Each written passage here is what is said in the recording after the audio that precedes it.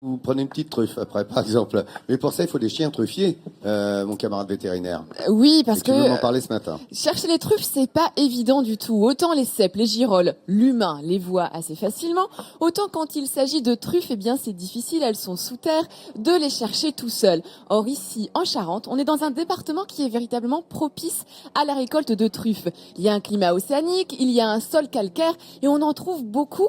Et même dans les années 30, eh bien c'était la région la plus grande productrice de truffes ici en Charente. Alors, nous sommes allés à Jarnac suivre Régis et son chien Flibuste et vous allez voir que le binôme homme-chien est incontournable. C'est un tandem de confiance avec un véritable plaisir partagé et vous allez voir un truffe à truffe torride. Pour découvrir les trésors de la Charente, il faut avoir du nez. Car la véritable richesse de la région, c'est la truffe. Ce matin, au marché aux truffes de Jarnac, tous les sens sont en éveil.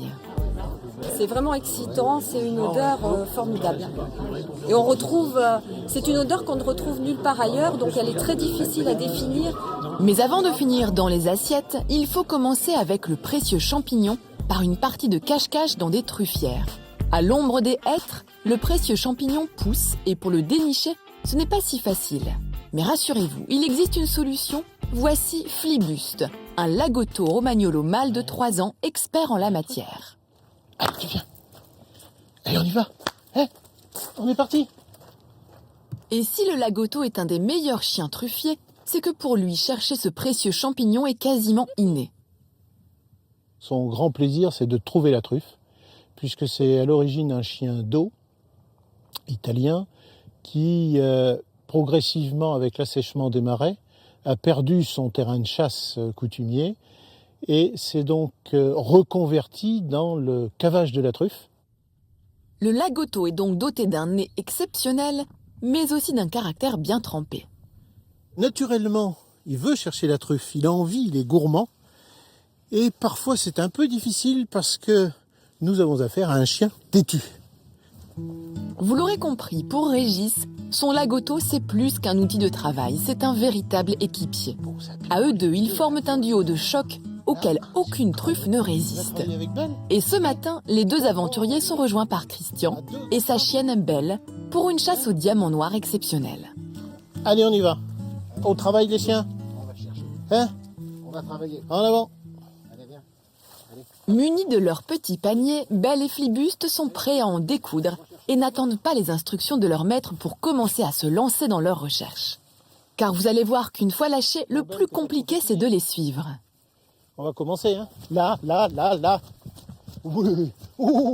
Qu'est-ce qu'il a trouvé, ce chien-là? Oh là là, elle est énorme, cette truffe. Oh, elle est énorme. Elle est énorme, dis donc. Si Belle et Flibuste ne savent plus où donner de la tête, c'est qu'ils peuvent sentir une truffe à plus de 10 mètres et cette distance peut augmenter à plus de 100 mètres si le vent est bien orienté. Après le marquage, le chien commence à déterrer la truffe avec une précision quasi Il a bien chirurgicale. travaillé, ce chien-là. Hein? Où est-ce qu'elle est? Où est-ce qu'elle est? Fais voir où elle est, cette deuxième truffe. Là. Oui. Tiens, mon chien. Tiens. Oh, c'est bien ça. Fais voir le chien. Ouais, là. Et au moment de découvrir la truffe, difficile de savoir qui est le plus heureux. Ouh, t'as trouvé une belle, c'est magnifique. Regarde-moi cette belle truffe. Oh, le sien. C'est pas possible d'avoir trouvé une belle truffe comme ça. Ouais. Regarde ça, Flibuste. Oui. Oh oui, dis donc. Regarde-moi ça. Là, doucement. Il explose de plaisir et de bonheur d'avoir trouvé cette truffe. Donc il aurait tendance à, si on la sort pas suffisamment rapidement de la terre, à revenir, à gratter en disant, bon alors tu la sors cette truffe-là, parce qu'on a autre chose à faire, il y en a plein ailleurs. Donc effectivement, c'est un petit animal pressé, mais pressé par le plaisir de trouver pour son maître. Là, c'est bien fait. Oui, mon chien. Contrairement à d'autres races, les lagottos peuvent travailler librement sans laisse. Et ce matin, en passant d'arbre en arbre, ils font sortir de terre une récolte quasi miraculeuse, surtout lorsqu'on sait qu'un kilo de truffe peut se négocier jusqu'à 500 €. Regarde celle-ci, si elle est belle. Magnifique. Hein? Ça, c'est un beau morceau, puis elle est belle. Des journées comme ça, on est quand même... on est content, on est récompensé. C'est un beau résultat. Si ces truffes iront bientôt garnir les tables des plus grands des restaurants, une seule chose est inestimable, l'amour de Régis pour son précieux lagotto romagnolo. Alors, je peux vous garantir que Régis et Christian qui sont ici regardaient le sujet avec attention, mais Flibuste aussi, il était captivé par les chiens qu'il voyait à l'écran car on a vu le sujet en direct. Et alors ces chiens, c'est vrai que ce sont des chiens, on l'a vu, qui sont spécialisés dans la recherche aux truffes. Ils se sont reconvertis, au départ c'était des chiens de chasse, donc des chiens dans les marais, grâce à leur pelage très particulier, ce sont des chiens d'eau. Et puis, eh bien, ils se sont reconvertis dans cette recherche de truffes. Et c'est quasiment un instinct, c'est quasiment inné chez ces chiens-là. Christian me disait que la première fois qu'il a emmené Belle dans une truffière, Belle avait tout juste 3 mois, eh bien Belle est allée directement chercher la truffe sans même qu'il ait eu besoin de lui faire sentir auparavant une truffe. Donc ensuite, bien évidemment, pour pouvoir renforcer ce comportement qui est inné chez ces chiens-là, il faut renforcer avec des récompenses, avec du jeu, avec une petite balle ensuite qu'on donne au chien quand il a bien trouvé. Mais c'est vrai que ce sont des chiens qui sont très appréciés par les trufficulteurs, même si on peut utiliser d'autres chiens, comme vous allez le voir sur ces images-là. C'est un reportage qu'on avait déjà tourné quand nous étions venus, quand nous étions du côté de Cahors, et il y avait un berger allemand qui était utilisé pour la recherche de truffes, et également un chihuahua. Donc toutes les races peuvent être utilisées.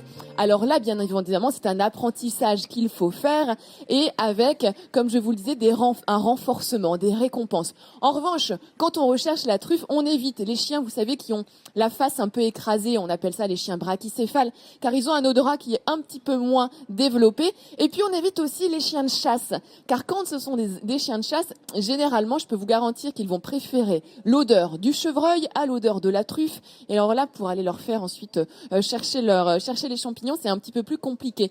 Mais ce chien, le lagotto romagnolo, c'est en plus un chien qui peut être un chien de compagnie parfait. Alors, il a un poil, regardez, il a un poil qui est un poil laineux, un poil assez dense. Il s'adapte très bien aux conditions justement un petit peu hivernales. Et puis Régis me disait qu'il s'entend très très bien avec les enfants, avec ses petits-enfants aussi. Donc c'est vraiment un chien très très sympathique qui est aujourd'hui, eh bien... je dirais pas le diamant noir, car le diamant noir, ça reste la truffe, mais qui est aussi un petit diamant et un bijou pour les trufficulteurs. Donc j'espère que vous en savez un peu plus sur cette race. Maintenant, le lagotto romagnolo. Vincent. Merci. Oui, Vincent, il les connaît bien parce qu'il y a un marché aux truffes ici. Tu peux nous en dire un mot, Vincent, ou pas? Oui, tous les mardis à Jarnac, c'est vrai qu'il y a ce marché aux truffes. Je vous signale qu'on est en pleine saison de la truffe, ça commence vraiment maintenant. On a l'habitude de manger pour les fêtes, mais c'est vraiment janvier, février, c'est là qu'elles sont mûres. Alors, cette année, on a été un petit peu tardif. Je vous le dis, il y a eu 15 jours de retard sur les truffes. On commence vraiment sur de belles maturités maintenant, et elles sont pas trop chères parce que c'est assez productif cette année. Il y a eu des conditions l'été dernier assez pluvieuses, et ça favorise une production de la truffe. Elles sont un peu brunes encore, elles vont virer au noir veiné de blanc, c'est quand elles seront très mûres, et c'est en ce moment le passage. Deuxième quinzaine de janvier, là, ça va être parfait. D'accord, la mélanosporum. La mélanosporum, la truffe noire du Périgord. Voilà.